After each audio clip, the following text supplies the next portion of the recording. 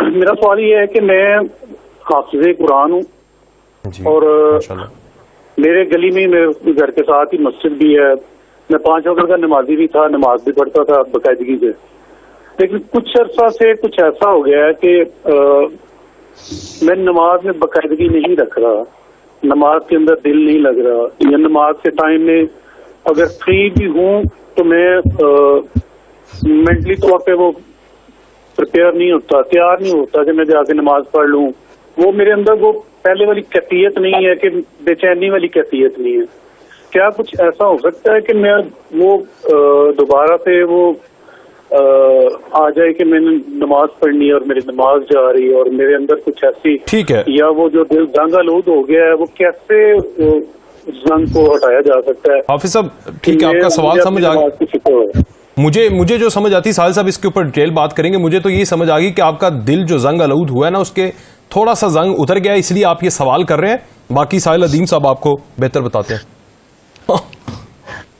جی الحمدللہ صحیح پکڑا آپ نے. زنگ نہیں ہے, بس مٹی آئی ہوئی ہے. مٹی آئی ہے کیونکہ زنگ تو کافی عرصے بعد آتا ہے. اس کے لیے ریت مار چاہیے, اور ریت مار خود تو بندہ لگائے گا نہیں, بڑا جھکن والا کام ہے. نہیں, میں وہی لگانے لگا تھا ابھی کہ آپ نا سب سے پہلے تو یہ یاد رکھیے گا کہ تزکیہ جو ہے نا, تزکیہ وہ کٹھن کام ہوتا ہے, اسی لیے تو اتنا خوبصورت کام ہے وہ. تزکیے کے لیے آپ نا سب سے پہلے تو جتنا زیادہ, آپ تو حافظ قرآن ہیں, آپ اس کا تفسیر اور ترجمے کے ساتھ وہ والی آیتوں کو بار بار جب بھی نماز پڑھیں یا نماز کے علاوہ بھی ان آیتوں کا تذکرہ اور ان آیتوں کا اجرا رکھیں اپنے اندر, کہ جو آخرت کے اندر اللہ تعالیٰ کی قربت کی آیتیں, ٹھیک ہے, قربت کی.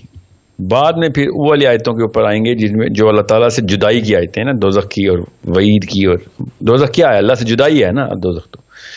سو اللہ تعالیٰ کی قربت, آخرت کا ذکر جتنا بھی ہے نا, وہ آپ کو آپ کا جو زنگ ہے نا, جو مٹی ہے, وہ جھاڑ دے گی. کیونکہ ہمیں تو آخرت بہت اچھی طریقے سے سمجھائی جاتی ہے, مسلمان ہیں.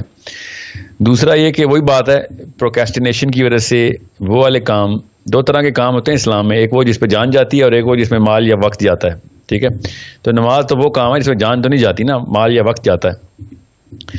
تو دونوں کاموں میں اس کو پروکیسٹینیشن ہو سکتی ہے. غزوہ تبوک پہ صحابی جب نہیں گئے تھے کیونکہ فصلوں کا ٹائم تھا, تو اصل میں وہ جان اور مال دونوں کے اوپر پروکیسٹینیٹ کر گئے تھے. تو اللہ تعالیٰ نے پھر, ہمیں پتہ ہی ہے پھر کیا ہوا ان کے ساتھ, اور پھر کس طریقے سے ان کی توبہ قبول ہوئی. تو آپ کے کیس میں تو پروکیسٹینیشن آ رہی ہے, تو پروکیسٹینیشن تو سمپل وہی بات ہے, you are addicted to your current little chores of life. Chores کا مطلب ہے وہ والے کام جو کہ لامعنی سے ہوتے ہیں, بس بندہ سستی میں ڈوبا ہوتا ہے, اور لیتھارجی فٹیگ پہ فٹیگ آ رہی ہوتی ہے, کون کرے گا اب, یا بعد میں کر لوں گا. یہ سارے کے سارے کام آپ کے لائف سٹائل کو ریپرزینٹ کر رہے ہیں. اس کو پھر میں بتا رہا ہوں, ہارڈ لائف کے اندر لانا تھوڑا پڑے گا اپنے آپ کو. ہمیں یہ موبائل اور یہ ساری کی ساری چیزیں کچا کھا رہی ہیں. ہم نماز بنی ہی اس کیمیکل کو ریگولیٹ کرنے کے لیے, ماڈیولیٹ کرنے کے لیے تھی. اسی کیمیکل کو نفس کہتے ہیں. اس کیمیکل مطلب نفس اس کیمیکل کے اوپر بھی بہت اچھے طریقے سے سمجھ آتا ہے.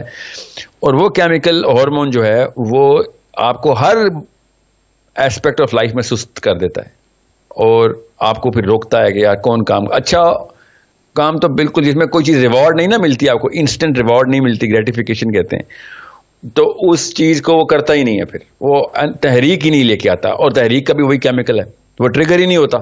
تو نماز میں کوئی پیسے تو نہیں ملتے نا, یا کوئی تعریف تو نہیں ہوتی, یا پھر یہ تو اللہ نے آخرت کے لیے کام رکھے ہوئے. تو جو چیز آپ کو دنیا میں جو چیزیں مل رہی ہوں گی اس پہ آپ دیکھیں گے آپ کی تحریک کافی اچھی ہوگی, مگر جو چیز کا ریوارڈ دنیا میں نہیں مل رہا ہوگا اس پہ آپ سستی کر رہے ہوں گے. سو آپ کو اللہ نے قرآن کا گفٹ دیا ہوا ہے, تو آپ اس کے اندر سے چیدہ وہ والی اللہ کی قربت کی باتیں پڑھیں, اللہ سے کلام کریں. قرآن اللہ سے ہی کلام ہے نا, اللہ تعالیٰ کا کلام ہے, اللہ آپ سے کلام کر رہے ہوتے ہیں. نماز آپ کلام کر رہے ہوتے ہیں اللہ سے, ٹھیک ہے. تو اللہ تعالیٰ سے ہم کلام ہونے کے لیے آپ وہ والے ٹاپکس پکڑیں نماز کے دوران جس میں اللہ تعالیٰ کی قربت ہے.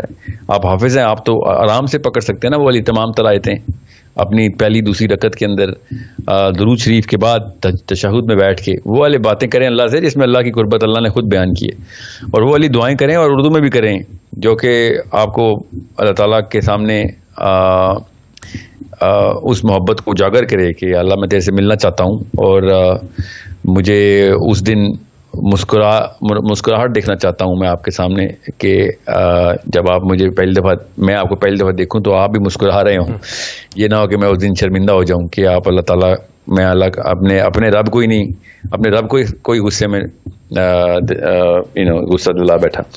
تو آپ بات کر رہے ہیں، ٹھیک ہے، یہ دوبارہ نماز پڑھنے لگ جائیں گے، اچھی بات ہے، کیونکہ انہوں نے سوال پوچھے، اٹ مینس کہ یہ پڑھنا چاہتے ہیں. اور اسی طرح بڑے لاکھوں لوگ ایسے ہیں جو کہ نہیں کر رہے، لیکن انہیں پتا ہے کہ وہ نہیں کر رہے، کرنا چاہتے ہیں، ہیمر نہیں ہو رہا، پہلا وہ جو قطرہ ہے بارش کا وہ نہیں ہو رہا. اس کی کیا وجہ لگتی ہے آپ کو؟ کیونکہ حافظ قرآن ہے، مجھے نہیں پتا کہ ان کی کیا پوزیشن ہے، لیکن موسٹ آف دی میجورٹی ہماری سوسائٹی کے اندر، بالخصوص بر صغیر کے اندر، ہم حافظ قرآن ہو جاتے ہیں صرف طوطوں کی طرح. ہمیں وہ پتہ نہیں ہے کہ اس کے اندر کیا لکھا ہے.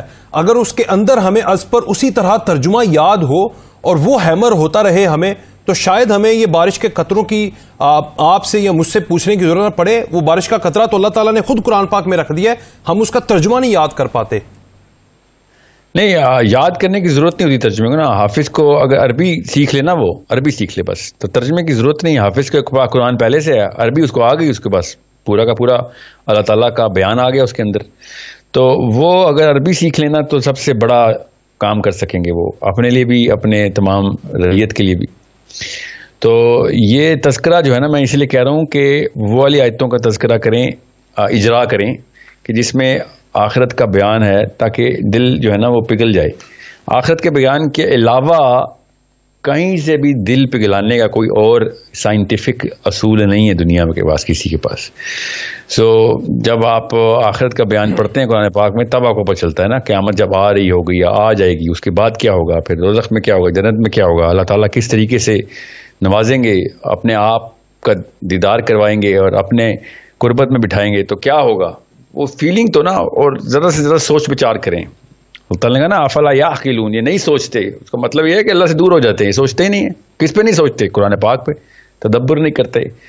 تو یہ ایک معاملہ ایسا ہے کہ جس کی وجہ سے تمام تر تھراپیز ایک طرف اور قرآن کی تھراپی ایک طرف. تو یہ سارا معاملہ ٹھیک ہو جائے گا اگر ہم کانشیس تذکرہ کریں گے ان تمام معاملات کا. اللہ تعالیٰ نے آخرت کی آیتیں 8 سال تک، پہلے 8 سال تک قرآن صرف آخرت نازل ہوتی رہی، اور جیسے ہی 8 سال آخرت نازل ہوئی پورا عرب تیار ہو چکا تھا. پھر 8ویں سال کے بعد احکامی آیتیں آئیں تو لوگوں نے ایک سیکنڈ میں احکام پورے کے پورے لائف میں اپلائی کر دیے. ایک سیکنڈ میں شراب اٹھا کے پھینکی، 1 سیکنڈ میں پردہ کیا، 1 سیکنڈ میں نمازیں جاری ہوئیں.